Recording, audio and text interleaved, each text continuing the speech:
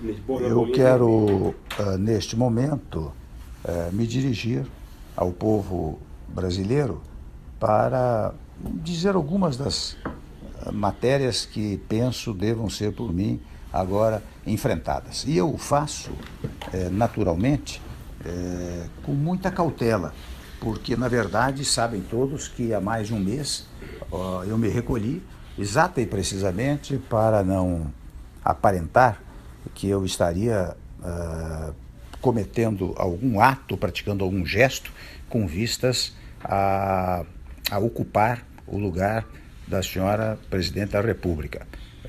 Recolhi-me o quanto pude, mas evidentemente nesse período fui procurado por muitos que estão aflitos com a situação do nosso país. Mas agora, quando a Câmara dos Deputados decide por uma votação significativa declarar a autorização para a instauração de processo de impedimento contra a senhora Presidente, muitos me procuraram para que eu desse, pelo menos, uma palavra preliminar à nação brasileira. O que eu faço com muita modéstia, com muita cautela, com muita moderação, mas também em face da minha condição de vice-presidente, naturalmente de substituto constitucional da senhora Presidente da República. E desde logo eu quero afirmar que temos ainda um longo processo pela frente, passando pelo Senado Federal.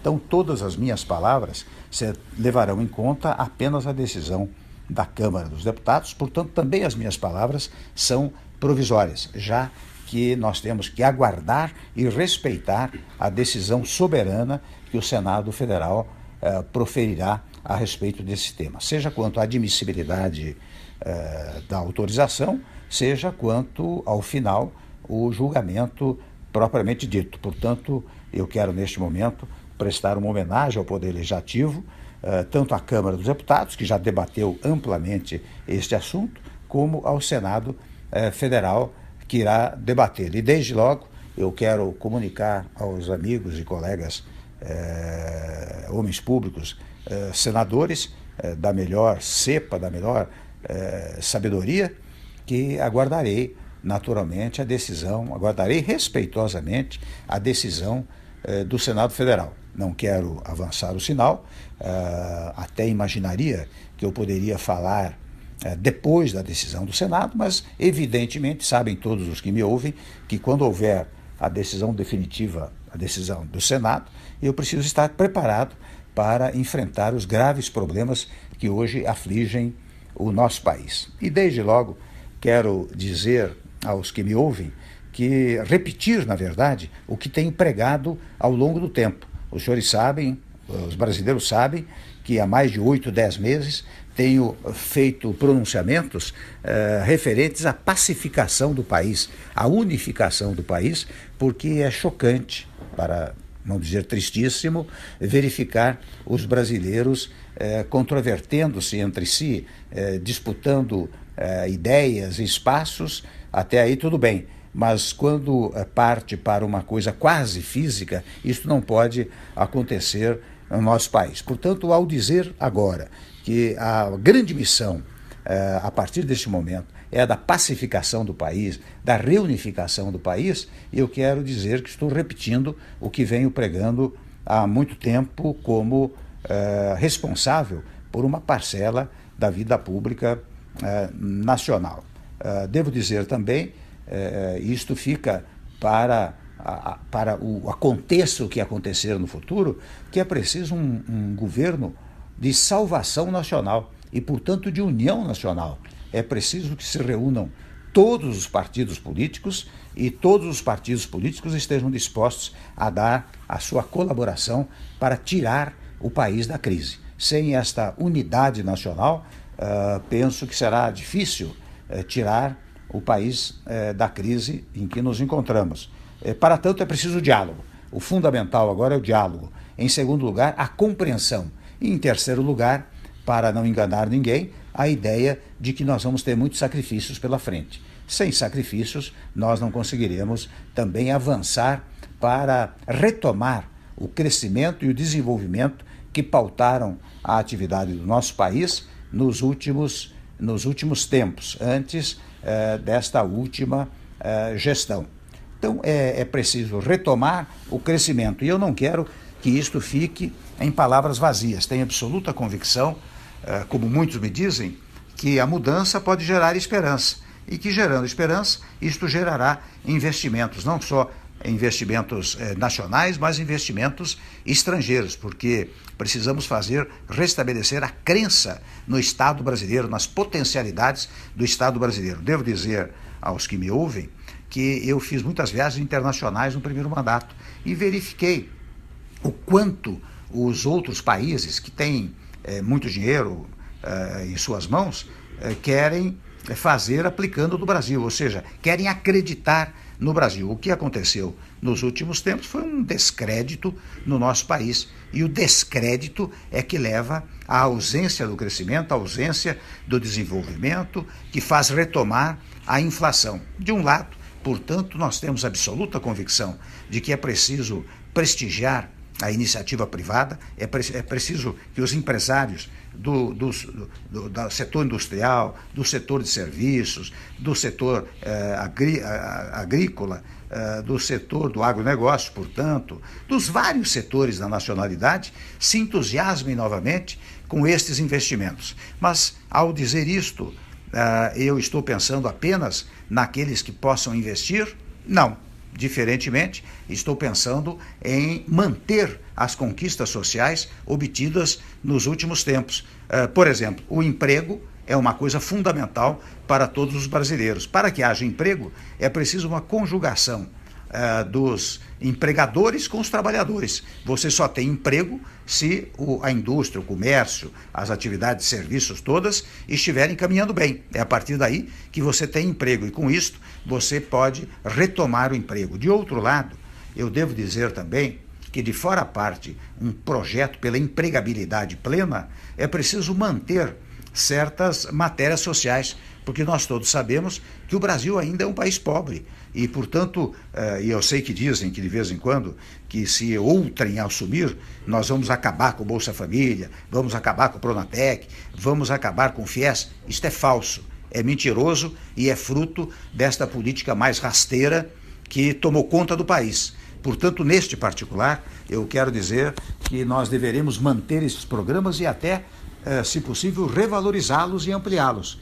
Até que, e isto eu quero deixar claro, o Bolsa Família, por exemplo, há de ser um estágio do Estado brasileiro. Daqui a alguns anos é possível que a empregabilidade tenha atingido um tal nível que não haja mais necessidade do Bolsa Família. Mas isto, enquanto persistir a necessidade, nós manteremos, assim como o Pronatec, FIES, ProUni, todos esses projetos que acabaram dando certo no país. Portanto, eu lanço uma mensagem àqueles que têm o capital e lanço àqueles que querem uma mensagem do trabalho e lanço uma mensagem para aqueles que sequer trabalho ainda conseguiram. É claro que nós vamos incentivar enormemente as parcerias público-privadas na medida que isto pode trazer emprego ao país. Nós temos absoluta convicção de que hoje, mais do que nunca, o Estado não pode tudo fazer. O Estado depende da atuação dos setores produtivos do país. Empregadores de um lado, trabalhadores de outro lado. Estes setores produtivos é que, aliançados, vão fazer a prosperidade do Estado brasileiro. O Estado brasileiro tem que cuidar de segurança, da saúde, da educação, enfim, de alguns temas fundamentais que não podem sair da órbita pública, mas o mais tem que ser entregue à iniciativa privada no sentido da conjugação da ação entre trabalhadores e empregadores. E neste particular, nós pretendemos fazer várias reformas que incentivem esta harmonia entre esses dois setores da produção brasileira. Tudo isto que estou a dizer significará, devo registrar, sacrifícios iniciais para o povo brasileiro, em primeiro lugar. Em segundo lugar, não quero gerar nenhuma expectativa falsa. Não pensemos que, se houver uma mudança do governo, em 3, 4 meses estará tudo resolvido. Em 3, 4 meses pode começar a ser encaminhado para resolvermos a matéria ao longo do tempo. Se houver este governo de transição, ou se não houver, fica esta sugestão que eu estou fazendo para o governo que vier a manter-se, ficam estas sugestões, que, reitero, não são sugestões por mim formuladas ou formatadas neste momento, mas que foram feitas ao longo do tempo. Há reformas que são fundamentais para um país. Nós todos sabemos, não é possível.